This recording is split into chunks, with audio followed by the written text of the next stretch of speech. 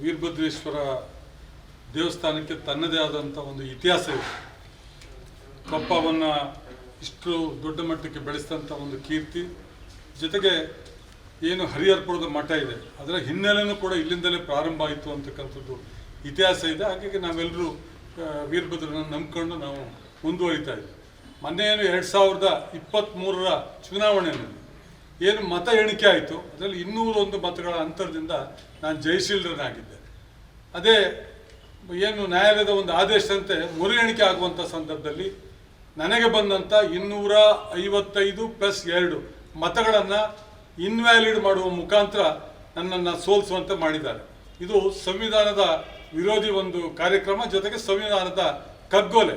ಭಾರತ ದೇಶಕ್ಕೆ ನನ್ನದೇ ಆದಂಥ ಒಂದು ಇತಿಹಾಸ, ಧಾರ್ಮಿಕ ಹಿನ್ನೆಲೆಯ ಭದ್ರ ಬುನಾದಿಯಲ್ಲಿ ಬೆಳೀತಾ ಇರ್ತಕ್ಕಂಥದ್ದು ಭಾರತ ದೇಶ. ಹಾಗಾಗಿ ನಮಗೆ ಧಾರ್ಮಿಕವಾಗಿಯೂ ನಂಬಿಕೆ ಇದೆ, ಹಾಗೆಯೇ ಇವತ್ತೇನು ಎಲೆಕ್ಷನ್ ಕಮಿಷನ್ ಅದ್ರ ಮೇಲೂ ಕೂಡ ನಂಬಿಕೆ ಇದೆ ಮತ್ತು ನ್ಯಾಯಾಲಯದ ಮೇಲೂ ನಂಬಿಕೆ ಇದೆ. ಹಾಗಾಗಿ ನಮಗೆ ಎಲ್ಲಾದರೂ ಒಂದು ಕಡೆ ನಮಗೆ ನ್ಯಾಯ ಸಿಗಬೇಕು.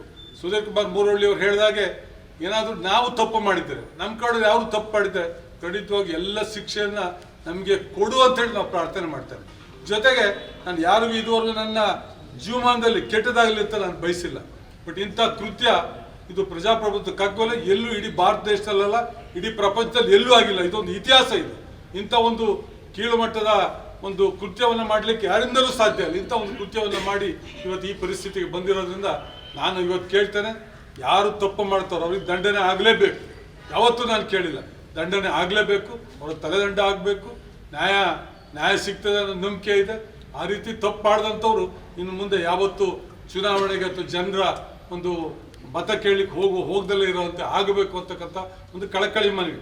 ನನ್ನಿಂದ ಏನಾದ್ರು ತಪ್ಪಾಗಿದ್ದರೆ, ಲೋಪ ಆಗಿದ್ದರೆ ನಾನು ರಾಜಕಾರಣದಿಂದ ನಿವೃತ್ತಿ ಆಗ್ತೀನಿ ಅನ್ನೋ ಒಂದು ಪ್ರಾರ್ಥನೆಯನ್ನು ಕೂಡ ವೀರಭದ್ರನಲ್ಲಿ ಮಾಡಿ ನಮಗೆ ನ್ಯಾಯ ಕೊಡಿ ಅಂತ ಕೇಳಿ ಇವತ್ತು ಈ ಒಂದು ಹಣ್ಣು ಕಾಯನ್ನು ನಾನು ತಮಗೆ ಸಮರ್ಪಣೆ ಮಾಡ್ತಾ ಇದ್ದೇನೆ.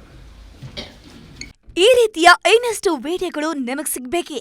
ಹಾಗಾದ್ರೆ ಈಗಲೇ ನ್ಯೂಸ್ ಮಲ್ನಾಡ್ ಚಾನೆಲ್ನ ಸಬ್ಸ್ಕ್ರೈಬ್ ಆಗಿ, ಕೆಳಗಿರೋ ಸಬ್ಸ್ಕ್ರೈಬ್ ಬಟನ್ ಮೇಲೆ ಕ್ಲಿಕ್ ಮಾಡಿ ಉಚಿತವಾಗಿ ಸಬ್ಸ್ಕ್ರೈಬ್ ಆಗಿ. ನಿಮ್ಮ ಒಂದೊಂದು ಸಬ್ಸ್ಕ್ರೈಬ್ ಕೂಡ ನಮಗೆ ಬೆಂಬಲ, ಸ್ಫೂರ್ತಿ.